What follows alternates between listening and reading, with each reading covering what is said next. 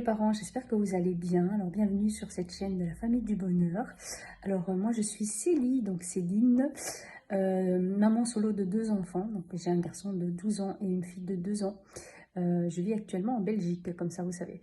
Donc n'hésitez pas à voyager un petit peu sur notre chaîne YouTube et de voir un petit peu d'autres témoignages d'autres parents qui passent par là.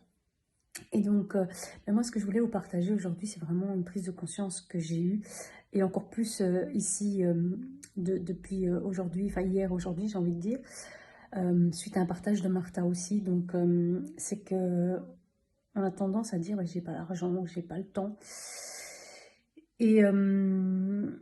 Et en fait, aujourd'hui, je me rends compte que mon garçon va bientôt avoir 12 ans. Il les a pas encore, il les aura dans quelques jours. Et en fait, je lui ai clairement dit que j'ai pas envie de lui acheter un cadeau, enfin un jouet.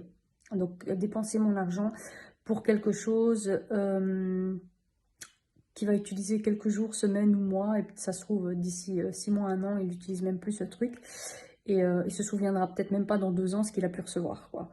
Et donc, je préfère dépenser mon argent pour lui créer des souvenirs. Donc, cette année, on va passer des moments de qualité ensemble. Donc, rien que moi et lui, pour une expérience un petit peu inédite dans un logement insolite ici en Belgique. Et donc, voilà, pour lui créer des souvenirs pour que dans quelques années, il puisse encore en parler, il puisse encore se souvenir de tout ça. Et pas du jouet qui, dans 6 mois, il aura totalement oublié. Donc voilà, c'est de voir où sont vos priorités, dans quoi vous dépensez votre argent finalement. Alors oui, faire plaisir à vos enfants, mais de manière consciente. Forcément, on aime tous faire plaisir à nos enfants par des jouets ou autres. Mais voilà, de vous dire, est-ce que ça vaut la peine de dépenser ce jouet, peu importe le prix, j'ai envie de dire, c'est pas la question. Mais il va avoir du plaisir temporaire en fait, c'est vraiment ça. Donc qu'est-ce que vous pouvez peut-être faire à la place?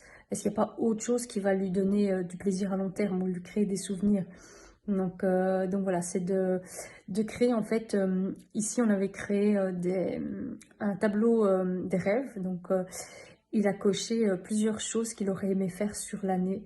Et donc, idéalement, à la fin de l'année, c'est de pouvoir cocher toutes ces petites choses qu'il souhaitait faire et de dire, ok, on a fait ça ensemble, on a vécu ça ensemble et il pourra s'en souvenir, plutôt que de dire, écoute, j'ai envie de ça comme jeu ou comme jouet ou peu importe.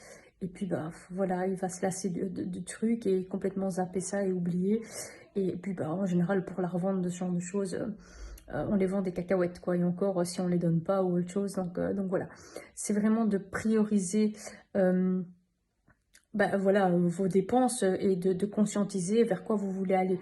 Donc moi aujourd'hui c'est clairement d'arrêter d'acheter des choses inutiles pour les enfants. Je dis pas que les jeux ou les jouets sont inutiles, c'est absolument pas ce que je suis en train de dire, mais des choses qui vont leur servir également et être utiles en même temps. Donc voilà, quels sont leurs besoins essentiels là dans l'immédiat, et de pouvoir aller de l'avant avec ça. Donc voilà, c'est ma prise de conscience à moi. J'espère que peut-être ça aurait pu vous aider. Je vous souhaite une très belle journée. N'hésitez pas à vous abonner à notre chaîne, donc à cliquer sur la petite cloche pour avoir accès aux prochaines vidéos qui seront publiées. N'hésitez pas à commenter, à partager avec nous, à échanger et à venir nous rejoindre via les différents supports de l'école. À très bientôt les parents, au revoir.